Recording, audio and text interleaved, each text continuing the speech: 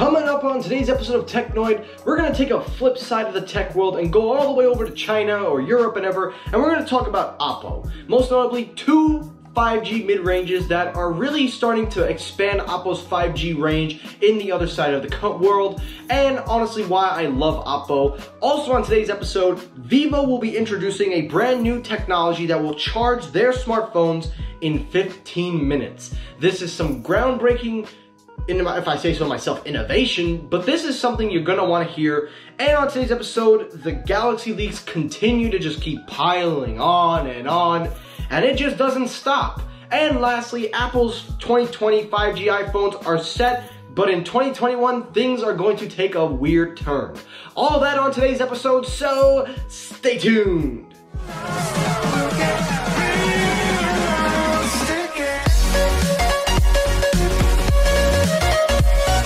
Yo, what's happening everybody? Michael here. Welcome back to Technoid. And oh man, it feels like such a while. It is great to be behind the camera again. It is great to be in front of you guys.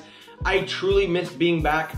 This stupid thing happened, and of course, you know, it's gonna take a little bit of time, but I'm feeling so much better, guys. I wanna say thank you to everybody that has wished me well in my recovery, that have taken the time to really just take care of and look out for me, and I really wanna say thank you to all of you.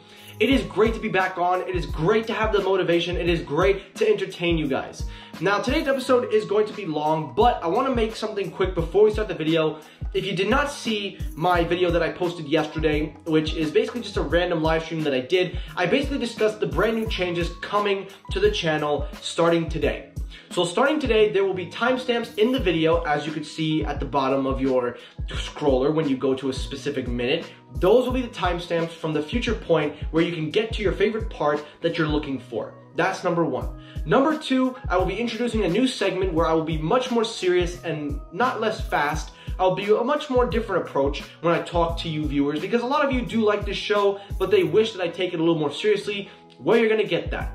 I will break it down by Friday, and I will have the first episode ready. It'll be a new segment called Let's Be Serious, and trust me when you watch it, it'll be unlike anything that I've done before.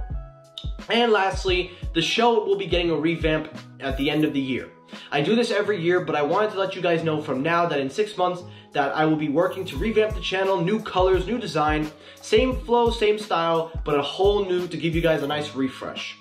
And also, live streams will still happen. I will be live streaming more frequently, but also I will be gaming a little bit. While I won't be doing gaming content, I will still be doing tech, but I'll do it more for fun. So for example, when I play a video game, I'll talk a little bit of tech, I'll talk some Q&As. Those are the updates coming to the channel. They take effect today, so I hope you guys are excited for the new changes to come. Now that I got all that out of the way, let's get it going. So, story number one. Before we get to Oppo, and before we talk about any of that, let's get the stories out of the way. First story up is the Apple iPhone 5G problema. Okay, now where do I start with this? So, as you know, the 2020 iPhones are set to be debuted, and they're going to have 5G in them. Now, as we've seen by the reports from both Ming-Chi Kuo and John Prosser, apparently the rumors are suggesting from them both is that the iPhone 12 lineup will support sub-6 5G, and the Pro and Pro Max will support both millimeter and sub-6. Now, the rumor has changed with Ming-Chi Kuo claiming that all the iPhones will support both sub-6 and millimeter wave. Well, according to DigiTimes, this seems to be more in line with John Prosser. However, they are reporting something different. So according to the article from DigiTimes via Mac Rumors, the Apple 2020 series of iPhones will work with both sub-6 and millimeter wave 5G, and the vendor is considering introducing iPhones that support either or.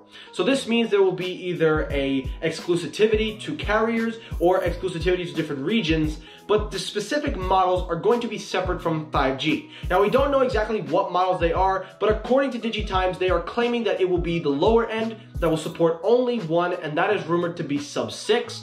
And the expensive ones will then either have millimeter or. Now, this creates a little bit of a problem because, first of all, I would like to just say that 5G should just be standard. And I don't think we need to expand. I don't really necessarily think we have to start splitting up what phone gets what.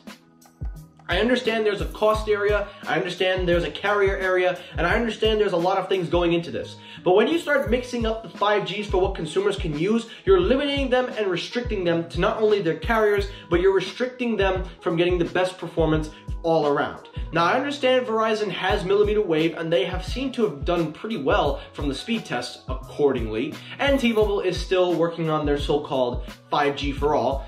But it's still no excuse. I don't think they should be splitting up the 5G for any consumers. I believe that if you're paying for the Pro and Pro Max, you should have the right to have both sub-6 and millimeter.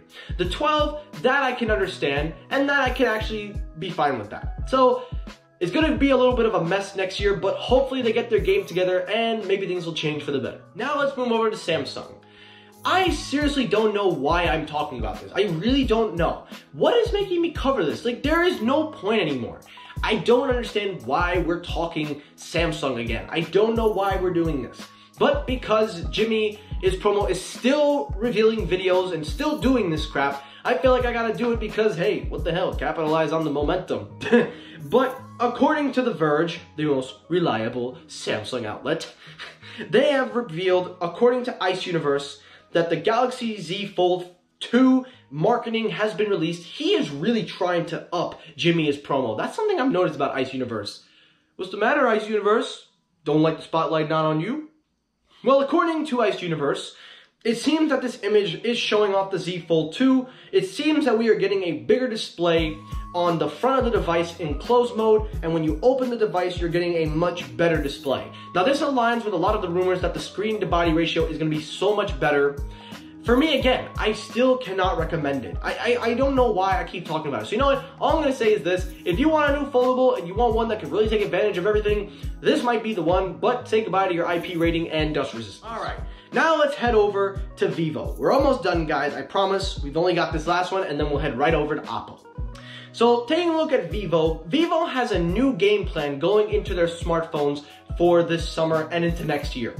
It seems like they're going to change up the way we look at charging speeds because for the first time, and I've already covered this, but I'm going to stress to you how awesome this sounds on paper, but it might not be a good idea if you try to do this. According to Engadgets, Vivo is planning on using their gaming phones to support 120 watts of fast charging. Not 60 watts, not 90 watts, 120 watts. That will charge your next gaming phone if you buy this thing in 15 minutes.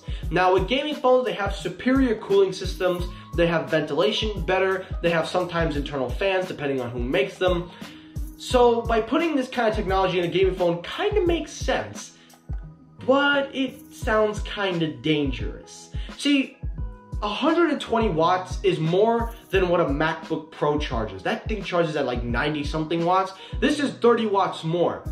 You realize the amount of heat and degrading your phone's gonna get if you use this thing, no matter how much regulations you have. This thing is like a ticking time bomb. I don't know if I can trust this or recommend it because I don't think this thing is safe. I don't care about testings. Do we want more Note 7 incidents?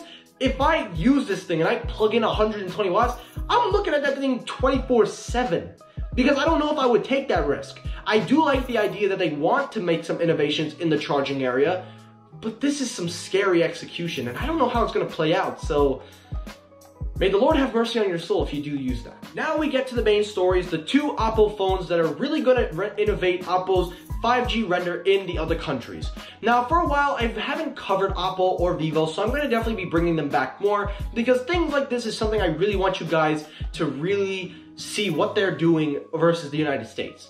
So taking a look at Oppo, they have two smartphones coming out. One of them is going to be a follow-up to the K7, which will be the K7 5G, and then we have the A72 5G.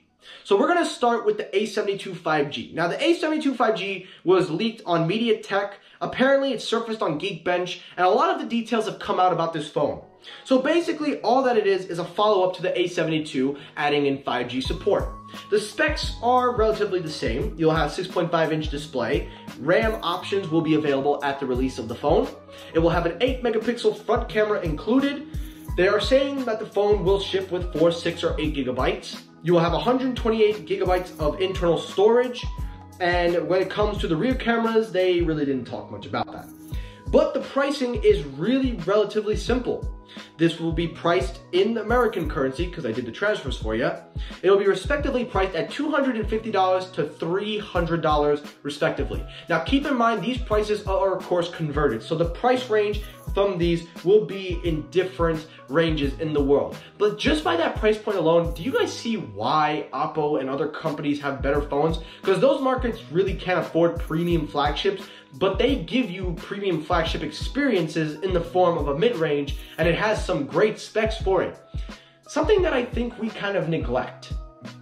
And it kind of amazes me that Oppo, of all companies, along with Vivo, are really taking the initiative to spread 5G in these other parts of the country.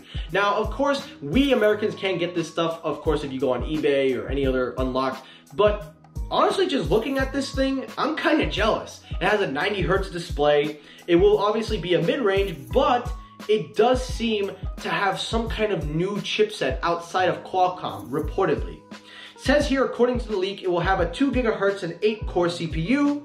It will be an ARM-based processor, however, not linked from what the reports are saying to 765G. The Geekbench scores is right up on your screen, and they honestly look really appealing, I have to say. Even though they don't look good on paper and what you're looking at, just think about it. Oppo mid-ranges last longer than anything I've seen. I still know people that use Oppo phones versus probably a Samsung mid-range. So just let that sink in for a second. Now let's move over to the other phone, the Oppo K7 5G. Again, nothing really big here. It's the same thing, a follow-up to the K7. However, this time, it will be supporting the Snapdragon 765G. The only difference is that they were able to pan out is that the main camera will be a 48 megapixel sensor. The battery is going to be around 4,025 milliamp hour capacity. It will have 30 watt fast charging and will have VOOC 4.0 standard. Although the camera does kind of look like a downgrade, don't be surprised because it has a 64 megapixel camera on the front, and that is actually really crazy. Now you guys see why I like Oppo and other companies outside of the United States. Because they're doing things and innovating more for a different region and a different market, but they still manage to get the customers and get their fans everything. If Samsung, Apple, and all them looked at this platform and said, okay, we know how to capitalize on the mid-range, which I think they're finally picking up, but by the time you've caught up, Oppo, Vivo, and other manufacturers are probably going to capitalize on 5G faster than we will ever.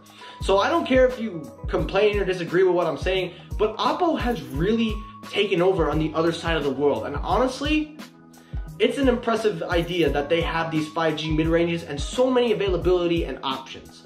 So I'm definitely excited to see what Oppo brings to the market. I am excited to see what they all bring to the market. Vivo, Huawei, everything. And that's it for today's episode of Technoid. So guys, this is really great to be back once again. I really hope you guys enjoyed this episode. It is a long one, so again, timestamps at the bottom. As always, guys, thank you so much for watching. If you liked the video, hit the like button. If you disliked the video, hit the dislike button. It helps circulate my videos either way. As always, guys, thank you so much for watching. Take care, everyone, and peace!